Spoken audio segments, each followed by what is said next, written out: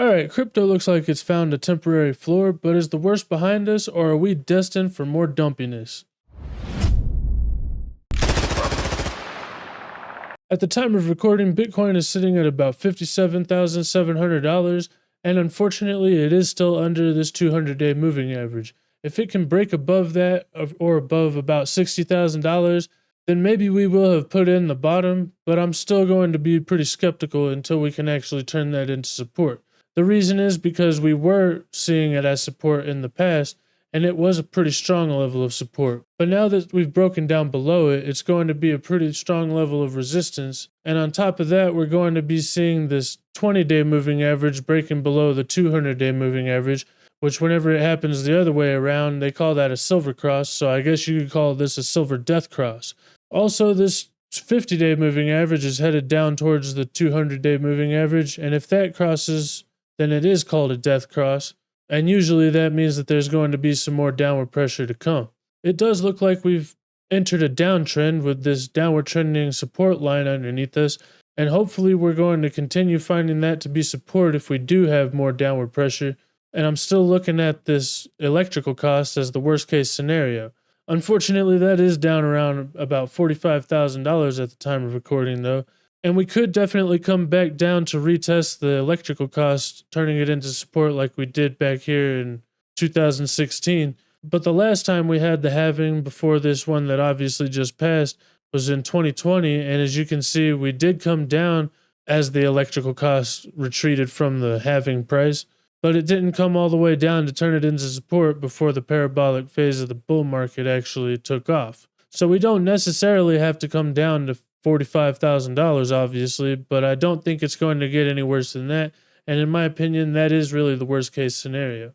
Hopefully though, the price of Bitcoin will get up here and turn $60,000 into support again in the next week or two, but even whenever that happens, we're still not out of the woods because we've had a series of lower highs and lower lows, which means we are in a downtrend, and it's pretty hard to call for higher highs whenever we're in a clear downtrend. So until we can actually make a higher low here or a higher high, just to keep it real with y'all, we are in a downtrend and the trend is your friend until it ends. It does look like we've got some pretty good catalysts coming up though.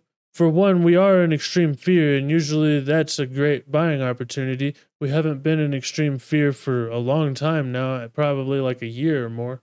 And while we have just dipped our toes down into the extreme fear zone, this is a good indication that we probably are getting close to the bottom of this downtrend. Also, it looks like Jerome Powell has finally started to flip his stance, and it looks like he's getting ready to actually do that rate cut. Because earlier this week, he testified in front of the House Financial Services Committee, and he said we're not just an inflation-targeting central bank, we also have an employment mandate. So it looks like he's starting to pay attention to the unemployment that's been rising, and with it reaching 4%, maybe he's going to be getting one of those rate cuts actually coming down the pipeline for us. This article by VOA News goes on to say, Powell told the Senate Banking Committee on Tuesday that the Fed has made considerable progress in taming inflation. And so it looks like even though the CPI did come in yesterday at 3%, which is higher than the Fed's target rate of 2%, it looks like maybe it's actually headed down in the direction that the Fed wants it to, and with unemployment getting up over 4% now, it looks like we're finally starting to get some confirmation that the Fed is actually going to be cutting interest rates, but it's not going to be happening in the next meeting probably. At the time of recording, we've only got 18 days left until the next Fed meeting, and there's a 93% chance that they're going to keep rates where they are right now. But right now, we're seeing an 88% chance that they're going to do the first cut in September. And this is a really high probability, so I would say we're probably going to get that cut in September. But the question is this actually going to be because of a crisis and the stock market's going to sell off like it usually does whenever the Fed actually initially does cut interest rates? Or is this going to be a boon for the economy and put liquidity back into the system, causing hard assets like Bitcoin and cryptocurrency to go up and to the right? This all remains to be seen, but at least the German government is actually done selling their cryptocurrency, and that's about $2 billion that just came onto the market, but now that selling pressure is over. Another catalyst that we have coming up soon is that we still can get the X payments this year. According to this post by Doge designer, X just secured the money transmitter license in California, and that was one of the biggest states that he had to look forward to that was holding him back from making X payments go live. X now has licenses in 33 states, he says.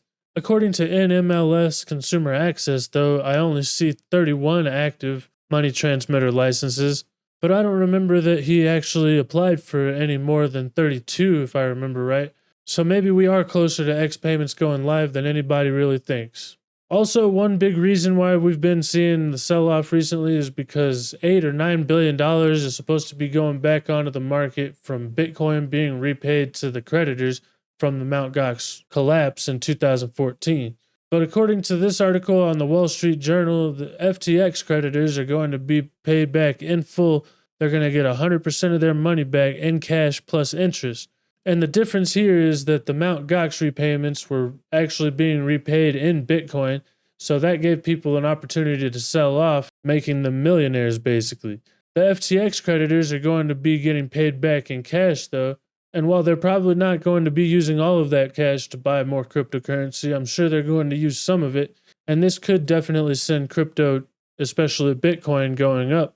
Because FTX is going to be given $16 billion back, and the Mt. Gox thing was only 8 or 9, so that's about twice as much money that could be coming into crypto compared to what has just recently been put back into the market. I don't think all of the Mt. Gox repayments have been returned or sold off yet, though, so we could still have some downward pressure, but if we can get back above this $60,000 mark, then I'm going to be a lot more optimistic, because all of these really big catalysts are coming up real soon.